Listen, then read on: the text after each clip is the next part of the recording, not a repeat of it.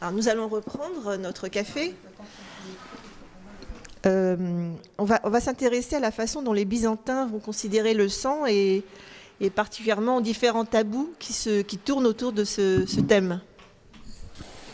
Alors, déjà, on va remonter un peu dans le temps, si vous voulez bien, Oui. parce que les Byzantins, ce sont jamais que des Romains christianisés, puisque ça commence au IVe siècle, ça finit au XVe siècle, leur empire.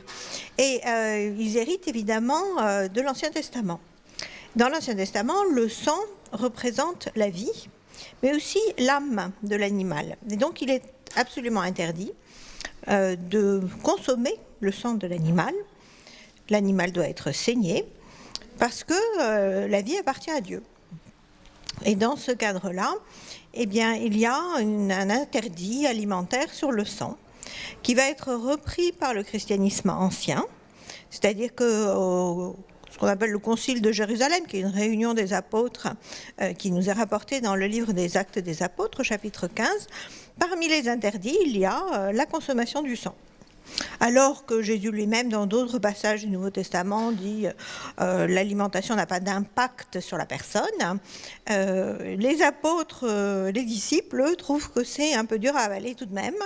Et donc, ils vont revenir et réintroduire certains interdits, et en particulier l'interdit de la consommation du sang. Alors, ça va avoir des conséquences de longue durée dans le monde byzantin et au-delà dans le monde orthodoxe, puisque cet interdit va entraîner une interdit des boudins dont on parlait tout à l'heure. On a une belle recette d'Apicus, probablement au IVe siècle, cette compilation avec des pignons de pain, avec des aromates, enfin tout un tas de choses pour rendre cela délicieux. Et cela est formellement interdit dans le monde byzantin au nom de l'interdit chrétien de la consommation du sang. Donc, plus de boudin. Alors, évidemment, quand vous élevez des cochons, c'est embêtant parce qu'on aime bien réutiliser tout dans le cochon. Dans le cochon, tout est bon, officiellement. Et donc, on voit qu'il y a des gens qui continuent à faire des boudins dans certaines régions, à Andrinople en particulier. Et au Xe siècle, l'empereur byzantin se fâche. Léon VI dit non, ça suffit. Arrêtez de consommer des choses impures. Ne mangez pas de boudin. Alors, je ne peux pas vous dire à quel point l'interdit est respecté par la suite. On n'a plus beaucoup de sources qui nous expliquent que les gens continuent à faire du boudin. Mais jusqu'à la fin de l'époque byzantine, on a des canonistes, des spécialistes du droit canon, qui rappellent cet interdit. Et surtout, qui vont utiliser cet interdit comme un trait spécifique du monde orthodoxe. On va parler d'orthodoxie à partir du schisme de 1054, si vous voulez.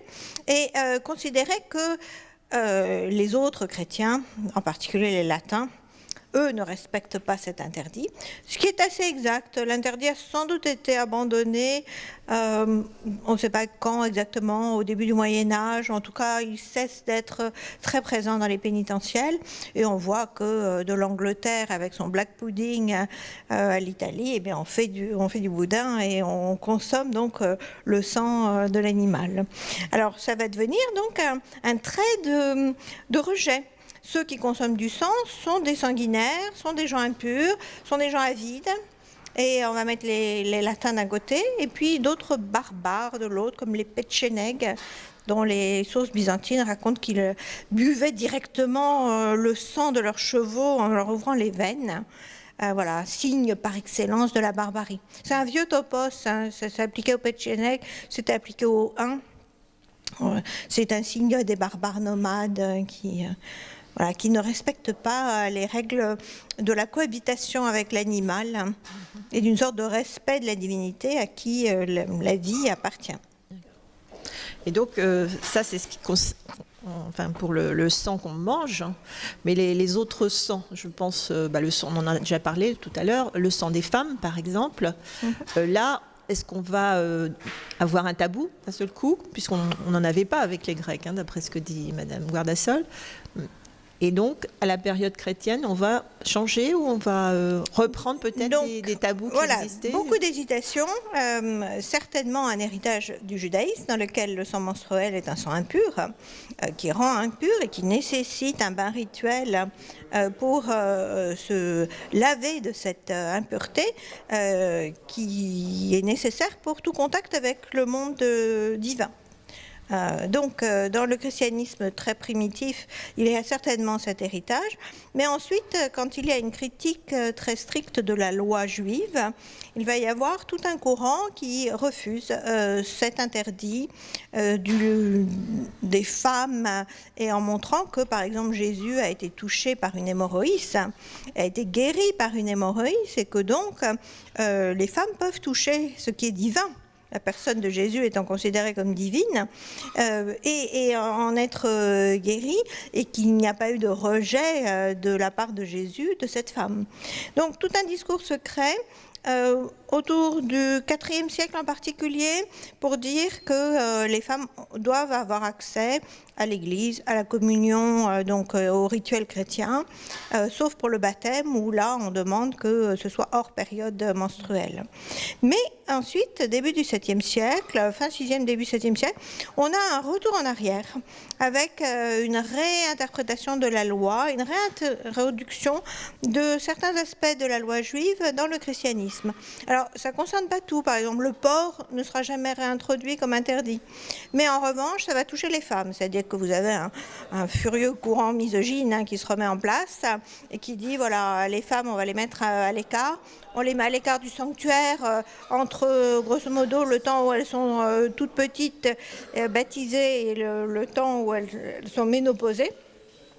Donc, on peut admettre dans certains cas des femmes âgées, mais pas des femmes pendant leur période où il y a une possibilité de sang menstruel ou d'accouchement. Et on les exclut aussi de la communion. Alors, les textes sont assez virulents. Ils émanent évidemment tous d'hommes. Toute cette littérature est une littérature masculine. Et ça va avoir un impact aussi sur les sages-femmes, qui, elles, sont en contact avec le sang et donc sont exclues de la communion aussi pour les mêmes raisons. Tout ce qui est en contact avec le sang doit être exclu de la communion. Mais ça ne fonctionne pas si le prêtre saigne du nez. Là, il n'est pas exclu de la communion. Ce sang-là est acceptable. Ou s'il se coupe le doigt, et là, il n'y a pas de problème. C'est juste le sang féminin qui est en fait visé.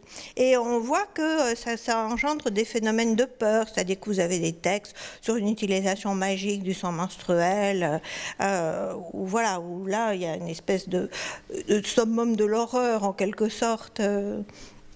Que ce sang soit menstruel rajoute une dimension visiblement affreuse à la pratique. Et il y a donc une différence en fait entre la façon de considérer ces tabous, si on est plus dans la chrétienté orientale ou plutôt la chrétienté occidentale. Il y a un schisme. Oui, il y aura une différence, effectivement. C'est plus oriental, on va dire grosso modo, mais attention, vous avez dans le pénitentiel de Théodore de Tarse, qui est évêque de Canterbury, aussi un interdit qui concerne la communion des femmes pendant la période menstruelle. Alors vous allez me dire, Théodore de Tarse, évidemment, Anatolie, et c'est un oriental qui a bougé en Occident. Donc peut-être qu'il a transporté avec lui son tabou. Mais vous commencez à trouver des tabous similaires qui se mettent en place en Occident. Enfin, on voit que plutôt qu'une division strictement géographique ou culturelle, c'est un impact qui est lié à une profonde misogynie.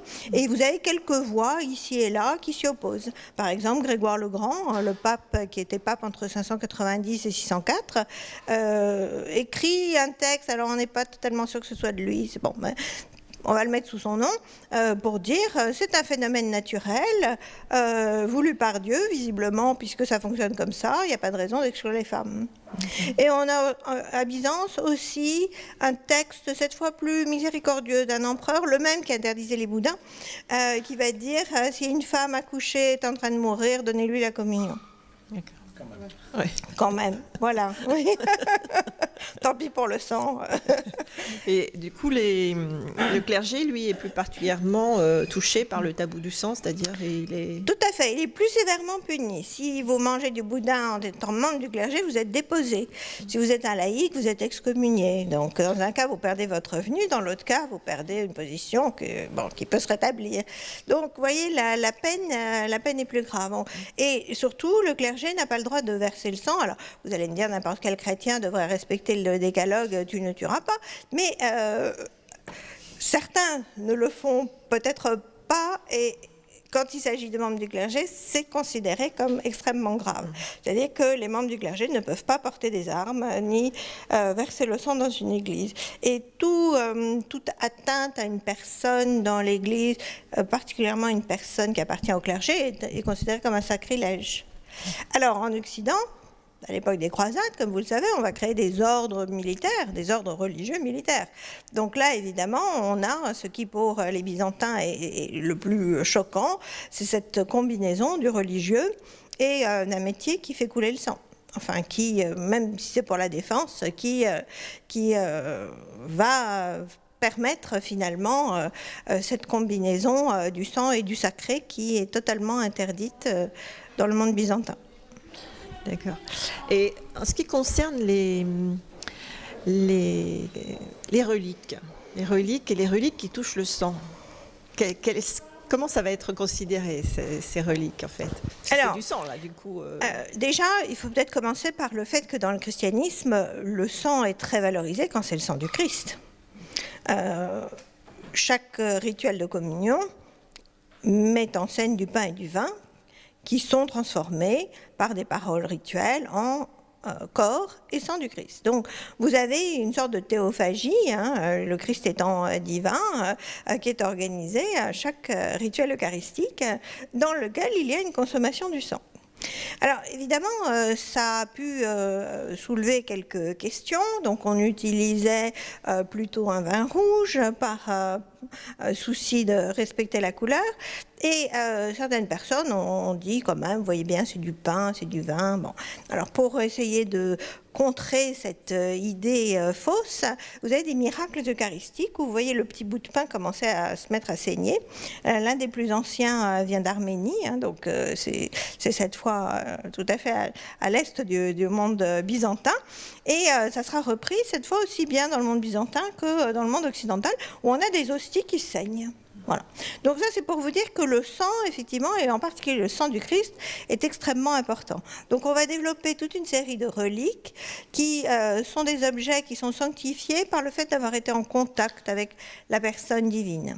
Et puis ensuite, on aura des reliques qui sont sanctifiées par le fait que quand vous êtes martyr, vous avez donné votre sang d'une certaine manière, vous êtes mort pour avoir maintenu votre foi dans le Christ. Alors, les reliques principales, à part pour le Christ, on ne peut pas retrouver de corps, ça serait très malvenu, puisque le tombeau doit être vide. Donc là, éventuellement des reliques secondaires, éventuellement un contact avec un objet qui a été marqué par le sang, comme le fouet qu'il a reçu. Mais sinon, voilà, ce sont des objets. Alors que pour les martyrs, on peut retrouver des corps, c'est-à-dire utiliser les corps eux-mêmes comme relique principale. Normalement, une relique, c'est cela. Et à défaut, on peut utiliser effectivement un linge imbibé du sang du martyr comme relique secondaire. Donc, contrairement j'allais dire au monde romain qui avait une très très forte répulsion pour tout ce qui était corps mort et qui considérait que c'était impur, que ça devait être enterré à l'extérieur de la ville. Le monde byzantin va progressivement réintégrer ces morts, et en particulier ces morts privilégiés que sont les saints, à l'intérieur de l'espace habité, voire même les faire entrer dans les églises, les mettre dans des reliquaires ou dans des tombes privilégiées, et établir une sorte de contact entre les fidèles et ces gens-là. Donc voilà, le rapport aux morts change. Une transformation en fait du sang qui a été souillé en un sang saint ou un sang pur. C'est cela. Voilà. C'est-à-dire que le corps lui-même est considéré comme saint, appelé à la résurrection, puisqu'il y a eu une résurrection de la chair, et donc entouré de soins particuliers. Et vous voyez, cette espèce de répulsion, effectivement, pour la physicalité, la décomposition, pour le sang, est très fortement atténuée par l'idée que cette personne peut être un messager. Alors, est-ce qu'on a une notion de lignage, de lien du sang, en fait à Byzance et avant. Oui, voilà, c'est un héritage là aussi du monde romain et au-delà effectivement du monde grec où les liens du sang sont très forts. Alors, on crée aussi des liens du sang en quelque sorte artificiels, par exemple avec la parenté spirituelle. Si vous êtes le parrain d'un enfant et quelqu'un est la marraine de cet enfant, eh bien, parrain et marraine ne peuvent pas se marier. Vous ne pouvez pas épouser quelqu'un de la famille, ça vous crée une sorte de parenté. Donc, vous avez effectivement un lien du sang qui est créé un peu par cette notion de lignage et qui s'accompagne parfois de préjugés sur la transmission des qualités. Alors, ça vaut pour l'aristocratie, hein, bien sûr, c'est les seuls pour lesquels on a vraiment des écrits, mais un général valeureux transmettra à ses fils certaines de ses qualités stratégiques, et cette transmission est imaginée sous la forme d'une transmission par le sang. D'accord, bien. Bon, eh bien, écoutez, maintenant nous allons passer à une période beaucoup plus contemporaine. Je vais demander à monsieur Tobelem de nous parler du sang, je dirais, plus proche, et entre autres, à partir de quel moment, en fait, on va commencer à s'intéresser à la vraie nature du sang, si on peut dire. Peut-être au moment où on va trouver comment il circule, je ne sais pas. Ben, pas encore, non. Pas encore. C'est plus tardif. D'accord. C'est plus tardif, et c'est là le paradoxe, parce que tout ce qu'on vient d'entendre, ce caractère très sacré, magique, tabou du sang, ces caractères-là n'ont pas finalement permis d'intégrer le sang comme un élément aussi important du corps. C'était une humeur, c'est ce qu'on a dit tout à l'heure, ce qu'on a entendu tout à l'heure, mais une humeur comme les autres finalement, et sans particularité autre.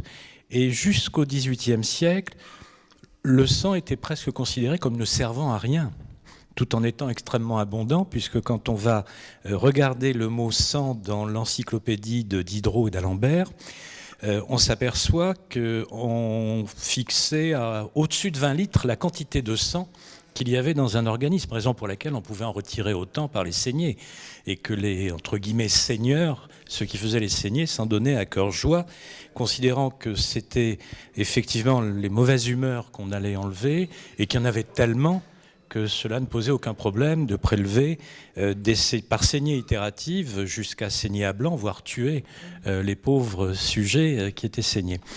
Donc le sang, dans sa fonction physiologique, n'a commencé à être compris que à partir presque la fin du XVIIIe siècle, quand on a commencé à s'intéresser à ce qu'il contenait, et surtout grâce à la transfusion finalement, qui a repris son essor au XIXe siècle. Mais jusque-là, le sang était une humeur, il y en avait beaucoup, et finalement, malgré le fait que pour les religions judéo-chrétiennes, aussi pour l'islam, il était, mais aussi en partie, je dirais, avant, l'âme était dans le sang et le souffle de vie était dans le sang, y compris pour les philosophes grecs. Donc, malgré tout cela, son utilité n'est pas parue évidente. D'accord. Et donc, par contre, on va commencer justement à l'étudier, et surtout à étudier justement qu'est-ce qu'il est, comment il circule en fait. Et à partir de ce moment-là, on va développer justement la transfusion sanguine, par exemple. Tout à fait. C'est avec l'étape de la circulation, la découverte de la circulation a été une étape fondamentale. Elle a été un peu préparée au XVIe siècle par des anatomistes, avec beaucoup de risques d'ailleurs, parce que la dissection humaine était interdite. Et il y a deux anatomistes qu'il faut citer. Il y a André Vézal, qui a été un disséqueur. Il a disséqué des cadavres, et ce qui lui a permis effectivement de remettre complètement en question tous les dogmes, la doctrine de Galien, que l'on traînait depuis une quinzaine de siècles finalement. Et ce que Galien avait dit, que le sang était formé dans le foie, que les artères ne servaient pas à grand-chose. D'ailleurs, le mot artère, c'est transportant de l'air, parce qu'on pensait que les artères transportaient de l'air. Dans la mesure où lorsque sur un mort, l'artère est vide de sang. Le sang se retrouve dans la veine, car finalement, juste au moment du dernier souffle, du dernier battement cardiaque, l'artère se collabe ensuite et se vide du sang qu'elle contenait, qu'elle est censée transporter par les pulsations qu'elle reçoit à partir du cœur. Donc il y avait le sang qui se formait dans le foie. Dans le cœur, dans la paroi entre le cœur droit et le cœur gauche, il y avait des trous qui permettaient effectivement le mélange des sangs entre le cœur droit et le cœur gauche. Ça, c'était également ce que disait Galien. Et à partir de là, ce sont des faits qui ont été considérés comme des dogmes jusqu'au moment où André Vézal a remis en question ces éléments-là. Il en a remis d'autres d'ailleurs, qui étaient l'existence de cet os dit impondérable qui devait servir à la résurrection des corps et qui disparaissait, qui était détruit par le feu, par le bûcher. C'est pour ça qu'on brûlait les sorcières, qu'on a brûlées à l'Inquisition pour que ceux qui étaient condamnés ne puissent pas ressusciter. Donc il l'a dit, moi j'ai disséqué, je n'ai pas trouvé d'os impondérable. Et enfin, il a remis aussi en question la création d'Ève à partir de la côte d'Adam, dans la mesure où il dit qu'il n'y a pas d'asymétrie et il n'y a pas de différence entre l'homme et la femme. Les côtes sont au même nombre à la fois côté droit et côté gauche et au même nombre entre l'homme et la femme. Donc ça, c'était des éléments très importants. Moyennant quoi, il a été condamné au bûcher, il a eu sa grâce, il a eu une grâce royale, mais avec pour pénitence l'obligation d'aller faire un pèlerinage en Terre Sainte, et il est mort au retour de ce pèlerinage dans une île grecque, épuisé, probablement d'un équivalent de peste ou quelque chose comme cela. Le deuxième anatomiste ce n'était pas un anatomiste, c'était plutôt un homme de religion, qui est Michel Servet, qui était un théologien, plus qu'un anatomiste, qui a remis en question l'état de la théologie de l'époque et a été très en opposition avec Calvin à ce moment-là, et c'est Calvin d'ailleurs qui le fera condamner au bûcher et qui lui malheureusement a été brûlé au milieu du XVIe siècle. Michel Servet a été le premier occidental à décrire la petite circulation, c'est-à-dire la circulation pulmonaire, celle qui, à partir, part du cœur droit, emmène le sang veineux au niveau des poumons où il va s'oxygéner et revient dans le cœur gauche pour ensuite que le ventricule gauche l'expulse par l'aorte vers les différentes parties du corps. Michel Servet est parti toujours du principe religieux qui faisait que le souffle de Dieu nous était apporté par les narines, et que ce souffle arrivait au poumon et qu'il devait se passer quelque chose d'important au niveau du poumon et pour que l'âme soit communiquée effectivement au niveau du sang. Et il a donc décrit qu'effectivement, il y avait une circulation, la petite circulation, la circulation pulmonaire, dans laquelle le sang noir ou le sang très foncé, qui était le sang veineux, allait changer de couleur lorsqu'il repartait vers le cœur, puisqu'il avait reçu ce souffle divin.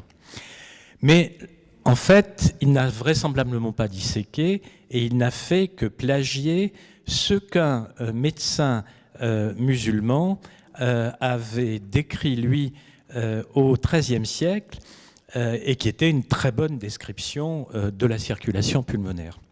Donc ces deux anatomistes ont préparé le terrain à la grande découverte de la circulation qui s'est passée au siècle suivant par ce physiologiste britannique William Harvey. William Harvey a décrit pour la première fois que la circulation se passait dans un circuit fermé, c'est-à-dire qu'elle partait d'un point et qu'elle revenait toujours au même point, et qu'il a très très bien décrit le système veineux, le système artériel. Pour la première fois, on a dit que les artères contenaient du sang et transportaient du sang. Il a également dit qu'il n'y avait bien sûr pas de pores à l'intérieur. Il confirmait qu'il n'y avait pas de pores au niveau de trous, de canaux au niveau du cœur, entre le cœur droit et le cœur gauche, mais qu'ils étaient bien séparés de façon hermétique. Et puis, il a décrit que le sang partait par les artères dans tout l'organisme et revenait par les veines. C'était la première fois qu'on décrivait cette circulation de cette façon-là.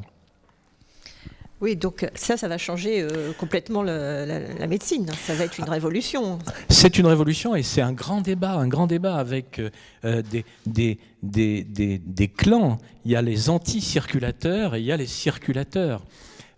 Avec les anti-circulateurs qui parlent des circulateurs comme des charlatans, comme étant des charlatans. Parce que ça remet en question le principe de la saignée. Et que les anti-circulateurs disaient « mais la saignée est le meilleur des remèdes ». Comment peut-il exister une circulation du sang dans la mesure où le sang se produit de façon infinie et que, comme l'eau d'un puits, plus on en retire et plus le sang sera bon, l'humeur sera meilleure parce que l'eau est plus claire. Comme une nourrice qui donne le lait à son enfant, plus il y a de tétés, plus il y aura de lait. Donc il y a eu un débat, mais avec des disputes au sens presque à la fois religieux et philosophique extrêmement importantes entre ceux qui défendaient la circulation et ceux qui étaient anti-circulateurs.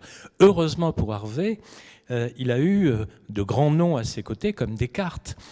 Car Descartes, dans son approche, dont l'on dit cartésienne, il faisait l'analogie effectivement de cette pompe circulatoire avec ce cœur qui jouait ce rôle de moteur en quelque sorte, avec toutes les théories mécanistes qu'il avait développées, l'homme étant effectivement une machine en quelque sorte. Et donc il y avait heureusement des grands savants comme Descartes, philosophes, qui venaient à son secours, car il était très attaqué par les anticirculateurs. Et c'est ce qui a permis, vous parliez tout à l'heure de transfusion, effectivement, à partir du moment où le sang circulait dans un circuit fermé, à partir du moment où le sang se distribuait dans toutes les parties du corps, on pouvait imaginer effectivement que dès lors qu'on injectait quelque chose à l'intérieur de la circulation, ce produit, ce quelque chose, allait se distribuer dans tout le corps et de cette façon pourrait peut-être agir sur la maladie. Et c'est finalement, ça donnait naissance à une pensée extrêmement moderne selon laquelle la maladie n'était pas une fatalité, n'était pas un malheur venu du ciel, n'était pas une punition, mais était finalement un événement sur lequel il fallait agir et qu'il ne s'agissait pas de supporter la maladie simplement de façon passive. Donc c'était une étape de modernité extraordinaire.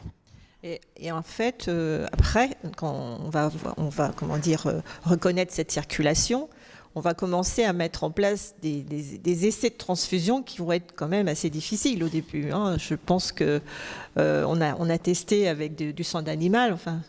Tout à fait. On a mis combien de temps en fait pour Alors entre la découverte de la circulation et les premières transfusions, c'est assez rapide. Ça se passe au XVIIe siècle.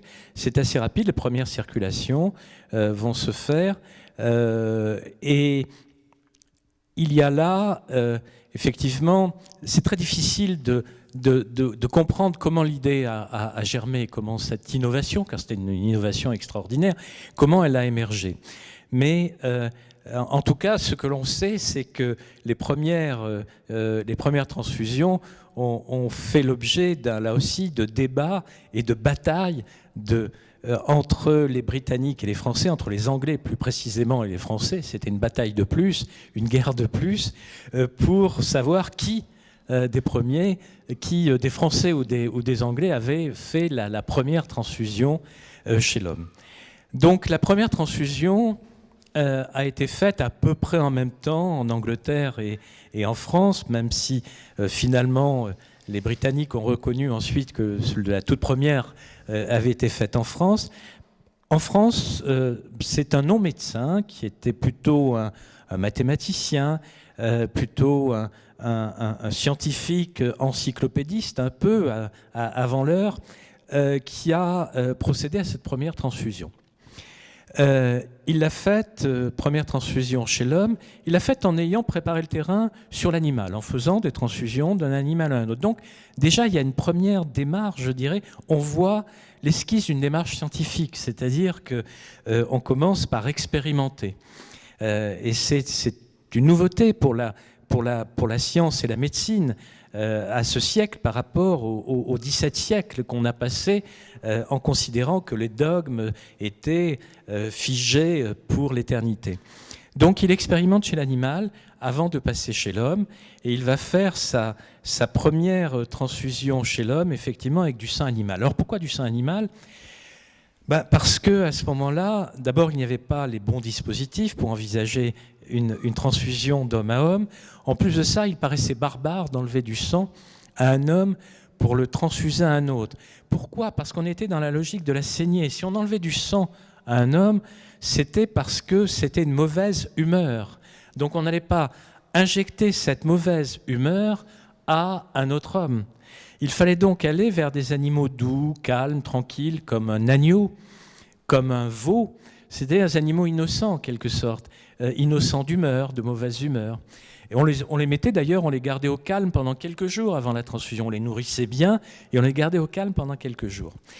Donc on pendait l'animal par les pattes, à côté du sujet qu'on allait transfuser, et on prélevait le sang dans un verre.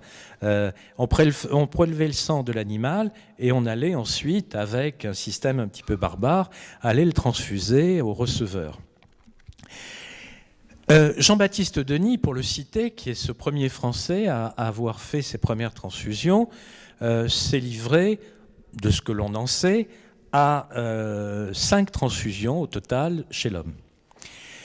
Alors, autant les anticirculateurs et ceux qui étaient opposés à cette technique barbare de la transfusion, à cette idée saugrenue et barbare de la transfusion, étaient de mauvaise foi, autant les transfuseurs, les premiers, ont été également de mauvaise foi, car ils ont parlé de succès, alors qu'on a du mal à imaginer que le sang animal n'était pas immédiatement détruit dans la circulation du receveur humain et qu'on a du mal à imaginer que ça n'était pas sans conséquence pour le receveur. Quoi qu'il en soit, il y a probablement aussi des exagérations sur les quantités transfusées et que probablement il s'est agi simplement de quelques millilitres de transfusion. Et raison pour laquelle ça n'a pas tué immédiatement le receveur. Mais le 4e ou le 5e, je n'ai plus tout à fait en tête, mais peu importe, le 5e va mourir de la transfusion, des suites de la transfusion.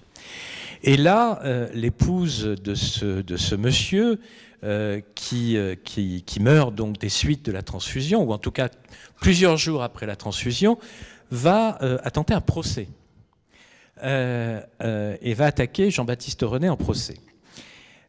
Finalement, il s'est avéré que le malade est décédé d'empoisonnement et que c'est son épouse qui l'avait empoisonné, le voyant affaibli par la maladie, puis peut-être affaibli aussi par la transfusion. Elle s'est dit que précipiter son décès était peut-être une façon de pouvoir plus rapidement être libre.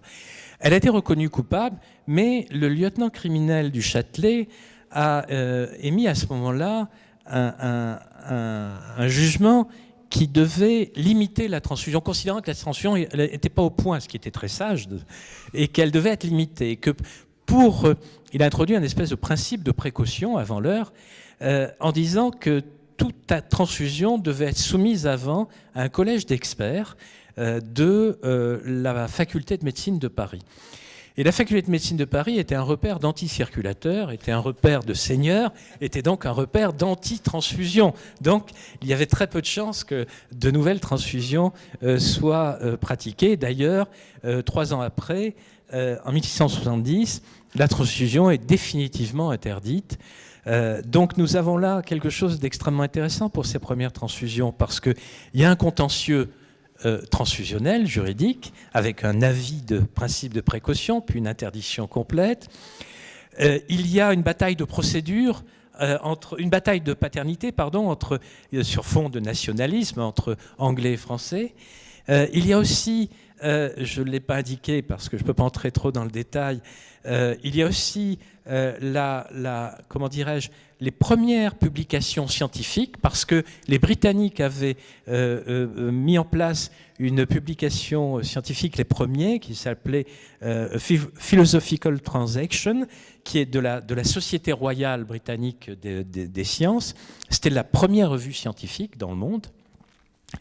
Et le Jean-Baptiste Denis, qui avait voulu effectivement publier dans cette revue, finalement, s'était vu mis sous embargo pour permettre aux Anglais de publier les premiers. Donc on voit des choses qui sont d'une modernité extraordinaire. Voilà, c'est pour ça que la petite histoire de ce début des transfusions est tout à fait délicieuse.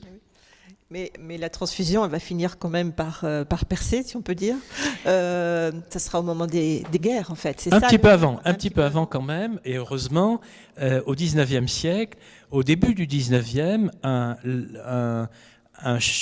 obstétricien, un chirurgien d'obstétrique, très bouleversé on parlait tout à l'heure des accouchements, très bouleversé par les hémorragies de la délivrance des jeunes femmes qui mouraient en couche, baignant dans leur sang, s'est dit qu'il fallait revenir à des tentatives de transfusion pour essayer de sauver ces jeunes femmes.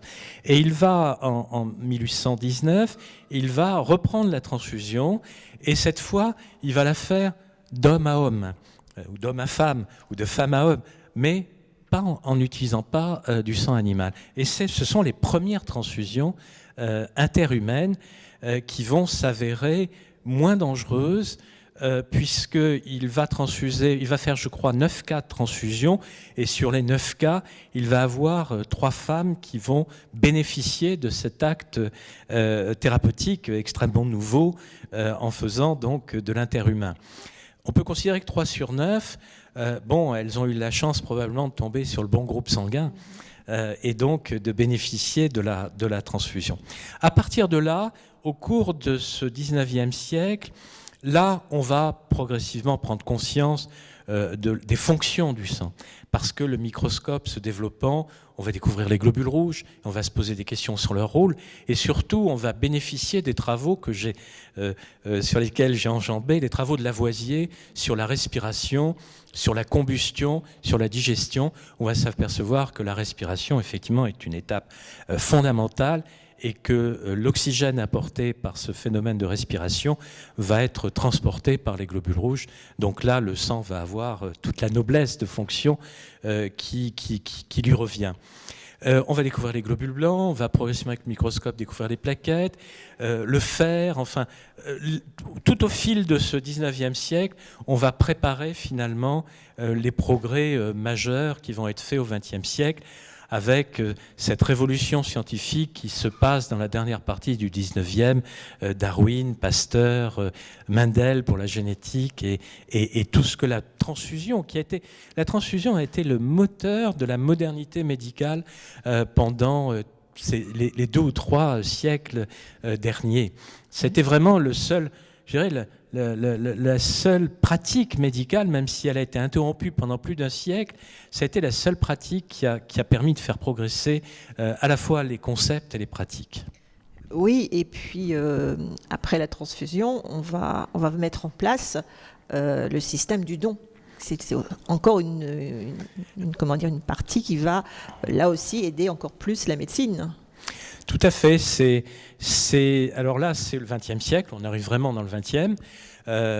On a la chance d'avoir en France un grand organisateur de la transfusion, Arnaud Zanck, qui a été le père de la transfusion sanguine, qui va d'ailleurs se voir confier une mission en 1939, au moment où éclate la guerre. Il va jouer un rôle très important dans la guerre d'Espagne, auprès des républicains, dans la mesure où la première banque et les premiers transports de sang vont se faire pendant cette guerre d'Espagne, avec une banque du sang à Barcelone et transport de poches de sang.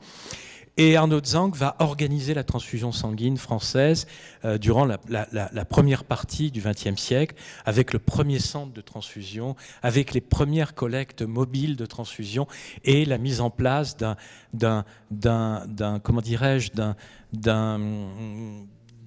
carnet de donneurs volontaires, avec cette notion très française à ce moment-là, très républicaine, de don de sang bénévole, gratuit. Et puis progressivement, la législation va se compléter sur le don du sang anonyme, pour lui garder ce côté de geste, de don, et que ce ne soit pas un don ciblé vers quelqu'un de sa famille ou vers un ami, vers un copain, mais que ce soit quelque chose qui soit véritablement le plus généreux possible. Et donc ça c'est le modèle français en fait que vous décrivez là. Est-ce qu'il y a d'autres modèles qui existent? Est-ce que vous pouvez... Oui, il y a d'autres modèles et qui sont beaucoup plus dans le sens de la marchandisation du corps humain. Effectivement, le modèle français est le modèle le plus minoritaire actuellement dans le monde, en tout cas en termes de volume de sang travaillé. Beaucoup de pays, y compris en Europe, où le don du sang est rémunéré, mais surtout en Amérique, il y a effectivement un commerce du sang.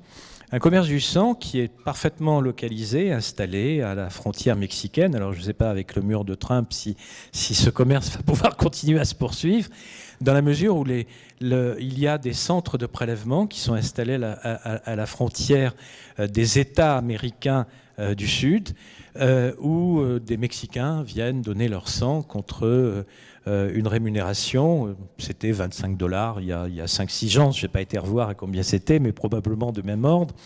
$25. Lorsqu'on vient donner son sang sans contrôle pour sa santé, on peut y venir plusieurs fois par semaine. Eh bien, $25 à chaque fois, cela permet de faire vivre de l'autre côté de la frontière une famille, sans précaution de la santé du donneur. Donc, le don du sang qui est fondé sur une rémunération est un don qui peut exposer à toutes les dérives. Et c'est pour ça qu'il est important de préserver ce modèle français, qui est dans d'autres pays aussi, qui n'est pas propre uniquement à la France, mais qu'il faut le préserver, qu'il faut le promouvoir. Et c'est pour ça qu'il faudrait finalement l'européaniser aujourd'hui, pour ramener même vers ce modèle-là des pays dans lesquels il y a la cohabitation des deux modèles, comme en Allemagne. Il y a à la fois un modèle, il y a à la fois du don du sang bénévole et du don rémunéré. Et j'ai souvenir que lors des attentats en 2015, il y a eu un grand nombre de personnes qui s'est volontairement, qui est venu dans les centres de transfusion, en pensant qu'ils pourraient aider en donnant leur sang, et une partie a été renvoyée, et donc ça a été assez mal vécu. Bien sûr. Alors pourquoi Bien sûr. Alors ça nécessite impérativement des explications. Il n'y en a peut-être pas eu suffisamment à ce moment-là, en termes de communication. Les produits issus du sang, lorsqu'on fait un don du sang, on fait ce qu'on appelle lorsqu'on fait un don du sang, de sang total, à partir de ce sang total, on va préparer plusieurs produits pour optimaliser en quelque sorte le don. On va préparer des globules rouges isolés qui sont très indiqués dans certaines pathologies, pour certaines interventions chirurgicales, pour certains polytraumatisés. On va isoler du plasma, qui lui aussi a ses propres indications, et on va isoler des plaquettes sanguines. Les plaquettes sont ces petits globules qui servent à la coagulation du sang et qui ont leur indication, notamment pour certaines maladies hémorragiques, et très utiles dans ces cas-là. Chacun de ces composants a une durée de vie propre. Les plaquettes n'ont une durée de vie que de 5 jours. Ce qui veut dire que si on stocke trop de sang, on va dépasser les 5 jours et on va donc perdre ce produit-là. Or, le principe de traitement d'un don du sang, c'est de ne pas perdre, car c'est un don et qu'il faut respecter le produit qui a été donné. Donc, les plaquettes, c'est 5 jours. Les globules rouges, c'est 40 jours. C'est plus important, mais ça a une durée de vie quand même limitée. Après 40 jours, on doit jeter la poche de globules rouges si on ne l'a pas utilisée. Donc stocker trop de sang à un moment donné, c'est-à-dire avoir un pic de stockage, va faire que forcément, il va y avoir de la péremption. Et que forcément, on va jeter des dons. Donc il ne faut pas. Et c'est pour ça qu'on a refusé effectivement cet afflux de générosité qu'il y a eu, et qu'il faut à la fois saluer, mais à qui il faut expliquer que ça n'est pas possible effectivement de trop stocker. Il faut qu'ils reviennent. Il faut revenir plus tard, effectivement. Et plus régulièrement aussi. Et plus régulièrement, parce que Bien sûr, lors d'un attentat, il y a un ressenti émotionnel extrêmement fort de générosité, de partage.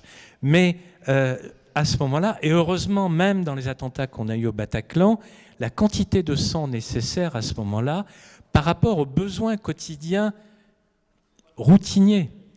Les besoins routiniers sont de 10 000 dons par jour. Même avec un attentat, et pardon de regarder les choses de cette façon-là, où il y a eu 200 blessés, 200 personnes nécessitant du sang, par rapport à 10 000 besoins par jour, ça reste marginal. Donc avoir un afflux de sang à ce moment-là n'est pas utile. En revanche, pour les 10 000 par jour, il faut avoir des donneurs réguliers, il faut fidéliser les donneurs, et il faut effectivement gagner en nouveaux donneurs. Car les Français ont toujours répondu aux besoins du sang. On n'a jamais importé de sang depuis 20 ans. Donc l'autosuffisance, car c'est d'abord c'est une responsabilité du président de l'Établissement français du sang, que j'ai été, et que d'autres ont été avant moi. Dans les missions, c'est fondamental. C'est-à-dire que nous n'avons pas le droit d'importer du sang. C'est-à-dire que nous devons effectivement faire de sorte par l'organisation qu'il y ait une autosuffisance. Nous avons toujours été autosuffisants depuis 20 ans, ce qui veut dire que les Français ont toujours répondu à la générosité du don. Mais le problème, c'est la générosité par pic. C'est pour ça qu'il faut fidéliser les donneurs, de manière à ce qu'ils reviennent régulièrement pour avoir un flux de donneurs qui répondent exactement à ces 10 000 besoins que l'on a par jour.